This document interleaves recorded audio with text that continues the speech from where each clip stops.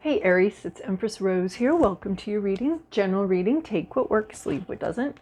If I don't catch a wavelength, or even if I do, feel free to check your other major placements. Over here on YouTube, we're doing Oracle deck readings. If that story resonates with you, join me over on Vimeo for extendeds. And I think I'm supposed to say, remember to subscribe, but I've decided that you can subscribe or not subscribe as you so choose. It is really none of my business what your subscription looks like. It just doesn't matter all that much to me. I've decided, I was told it should matter, and I don't think it does. All right, what do we've got? This is interesting. Pisces got a couple of these. Some of these cards are a little familiar. Some of these are I haven't seen in a while. One of them I haven't seen in a while. We've got commitment. We've got commitment and caching. I think these go together. So there's like a commitment, but something has to be saved for later. Or something is being stashed for later.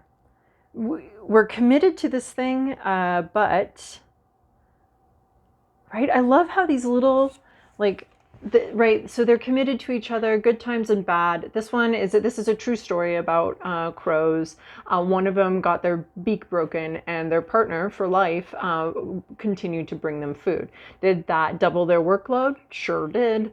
But that's the way they roll. That's what this is. This is their home. This is the life they've made together here. This beautiful circle of eternal gift and reception and continued, right, that circle, that ring of the ring representing an eternal commitment, an unbreakable bond.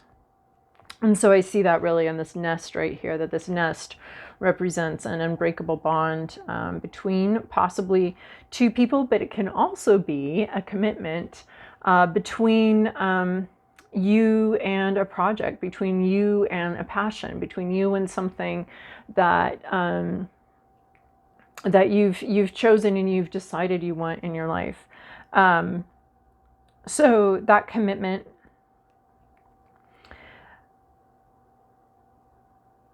Oh my gosh. Okay. So being committed to something through good times and bad. And I guess this commitment card comes in because there may be challenges to a commitment. Normally we barely think about our commitments, but if there's roughness here or something that's a difficulty, that's making the commitment seem less doable or less advisable or difficult, or just double the work. This is going to be more work than I signed up for. But are you committed to it, or are you, or was it just a fair weather friend? Or as long as everything goes well, I'm committed. But as soon as we hit a rough patch, I'm out of here. That's not this kind of commitment. Right? So this could be an activity. This could be a passion that you have. It is something that at some point you were passionate enough to commit to. And it's having some challenges. But this one I love. This is about the future. The future, planning for the future, thinking about the future. This has like very much specifically saving for the future. So this may be... So if this is like a passion project, maybe you have a lot of things on your plate right now and you don't have to deal with all of them right now, but you can save some projects for the future, or you can save something for the future. But caching is all about future oriented. Knowing that there will be needs in the future, knowing that there will be that right now there's plenty, but we're saving something for our future. So this could be a lot of projects, and just this can come in as sort of like, it's okay to postpone one till the future, right? I'm actually a really big fan of procrastination, in large part because time is kind of linear and we can't do everything at once. So we have to choose what we're doing now and choose what we're going to save for later. And caching has a bit of that, right? Because like you can say like you're procrastinating eating all of the meals you will ever eat, and you shouldn't procrastinate. No, you definitely should procrastinate strategically procrastinating. So this is, to me, strategically procrastinating. What doesn't need to be dealt with today, what we don't need to do today, what we don't need today, we can do tomorrow. But I also think that coming in with this commitment card, we have something that is saving for the future. This commitment is talking about the future here. Because there is a sense of knowing that there will be needs in the future, knowing that the future, and intentionally saving things for that time.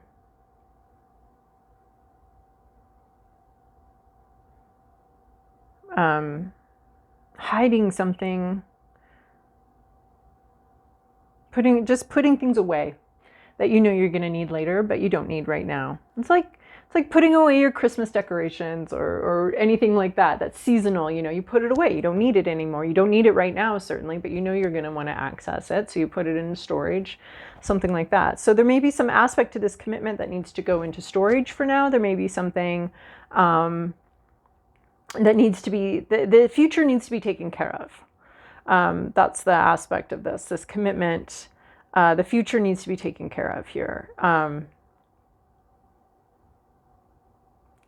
Kept safe. And in some ways, that's what commitment does, right? The intention around commitment is to safeguard the future, is to talk about the future of a relationship or the future of a passion. So you might be very busy right now with a lot of things. That's not to say that, right? That's not to say that you know, if you're not working on everything and all your passions all the time right now, today, you know, then you're not committed. This is sort of saying, like, you can still be committed to something and postpone it. It's not, they're not opposed to each other, although people will tell you they are, they're not.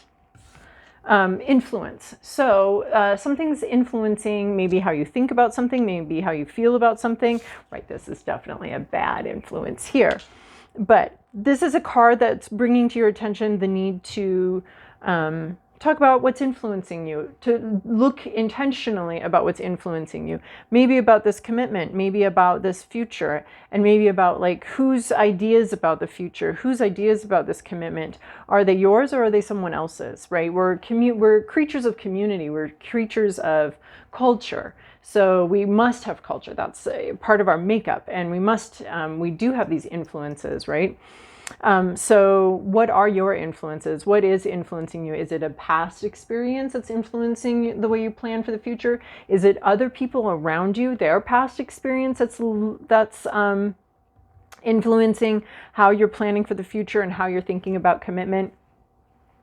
So there's a sense here of, you know, we can't rid ourselves of influence, of course, but we can look at them and intentionally choose what influences we want. Look at people in our lives where we like what they're doing, and just paying attention to who's influencing you.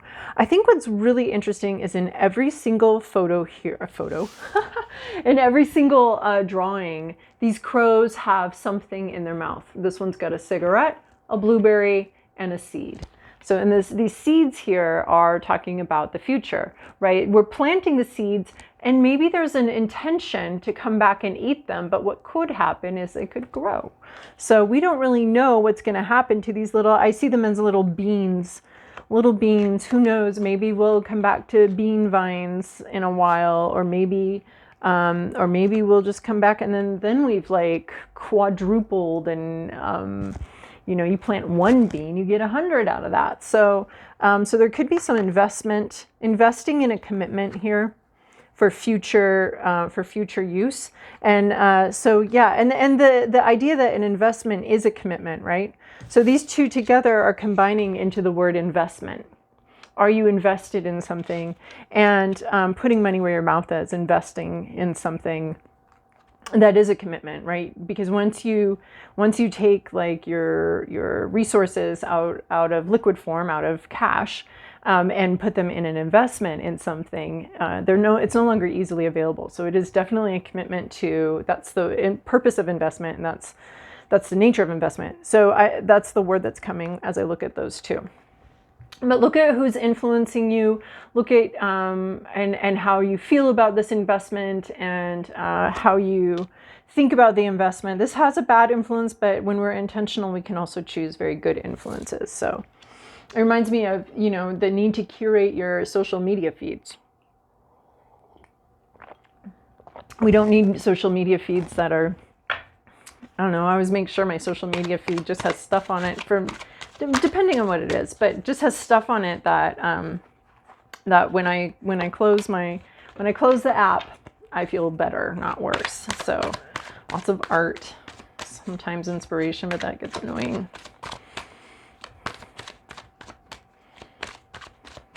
Okay, that's all we've got. Yeah, so commitment being tested here for sure, because we have Night Ride. The future, nobody knows what's going on. No, the future is unknown. This is why this investment might be a little bit in this commitment and this investment are coming up here, because we don't know where we're going, basically. We don't know where we're going. We don't know what this is. We have sort of a team here, but this is Night Ride. It's not the day ride, it's the night ride. It's dark. We don't know where we're going. It's foggy and dark at the same time. There's just so much we don't know and we can't see. It feels very treacherous, right? Walking around in pitch black is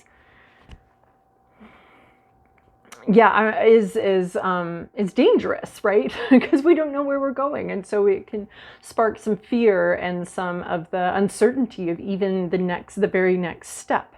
It's reminding me of going for a hike once, but got a really late start and ended up on this mountain in the dark. But no, I mean, we were kids, teenagers, but no, this was long before cell phones. So there was no light source, nothing. And we had to crawl. Anyway, the person in front smoked a cigarette as they crawled along the ground, and the rest of us followed behind them, because it was the most pitch blackest night I've ever seen in my life. Anyway, by the time we got out of those woods, we were all bloody and beat up, and it was very dangerous because you could just be crawling along and suddenly bash against a tree that you didn't see at all on the foot, you know. It was, so there's this sense of like danger, or the sense of like what on earth is coming next, or the sense of there could be a tree 1 foot in front of me and I wouldn't know.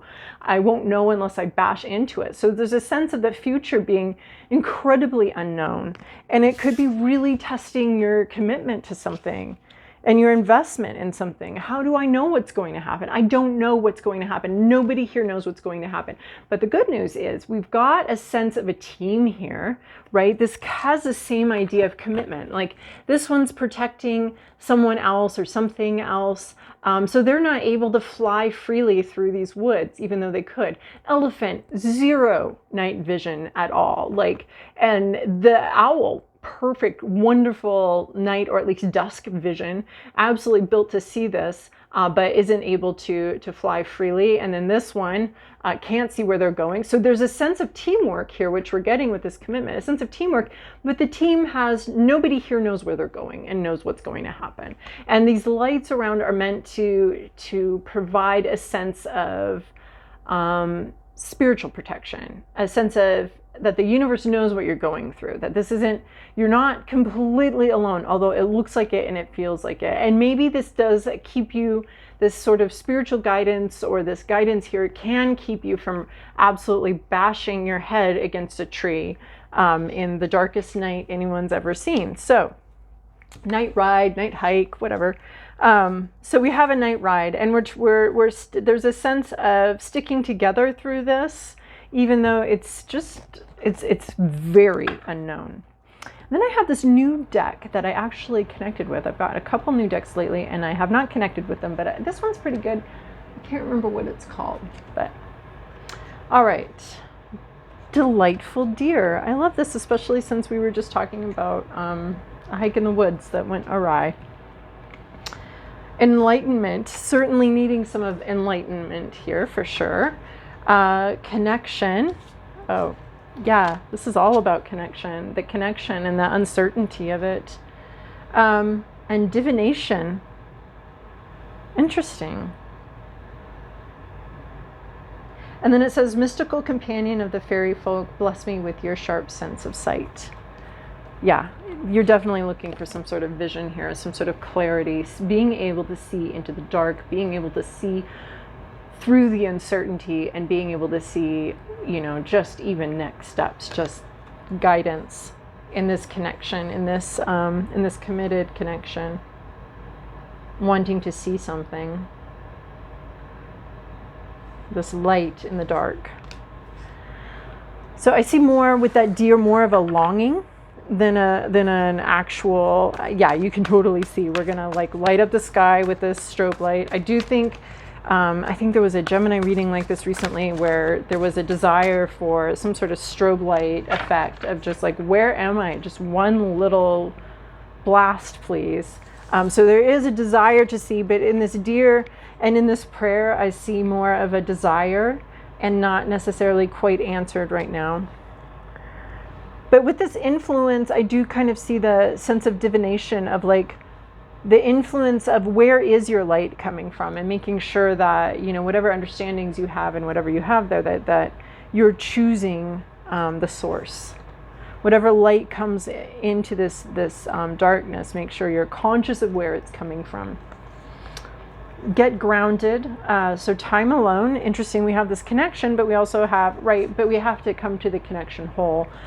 What was that quote from? Anyway, I'm not going to remember it right now, but it is about, you know, we have to be able to be alone in order to be healthy with other people, and not have it be like a pathology that we have to be with other people, but that we can come healthy. So in this commitment and in this connection, it doesn't mean we have to be with this person all the time or with this thing all the time, right? We can stash some stuff for the future, some time with them and whatever. We can bank that for the future, but we do need to be alone. So there's this sense of time needed alone, connecting with nature, get grounded. So this sense of getting grounded, and it just seems to be important that you get into your body, that you feel very much like a creature of the earth right now, and that you feel those five senses and you get in touch with that. So connecting with nature, and nothing is yet set in stone. Well, yes, we definitely got that with this. Like, this is so funny. It's like, you don't know where you're going, and neither does anybody else. It's just very much up in the air. So you're looking to the oracle, you're looking to this reading to give you some sort of idea of what comes next. What does the future hold? What does this future hold? And it's saying, like, there's free will here. Anything can happen. It's not set in stone. I get the sense of, we tell you if we could, but there is a sense of you're just going to have to go into this dark, into the unknown here. So if this is all sounding a lot like the Empress, or not the Empress, the High Priestess card of like, yeah, we're revealing some things, but some other things we can't reveal. And this is saying in part because they're not set yet and decided yet. This is the nature of the universe, the co-creative possibilities here, where we really are co-creating, and there's an intuition here, where there's a call and a response, and a call and a response, and then these two, and then things come together to be created. But we're still not sure what we're creating, and the calls and responses are still being sorted out in a way. So I hope I explained that okay. I have a sense of it and a visual of it in my mind, and sometimes it's hard to pull that out. So we'll see what the tarot cards have for us over on Vimeo. Otherwise, if you don't join me over there, I'll see you guys in a while.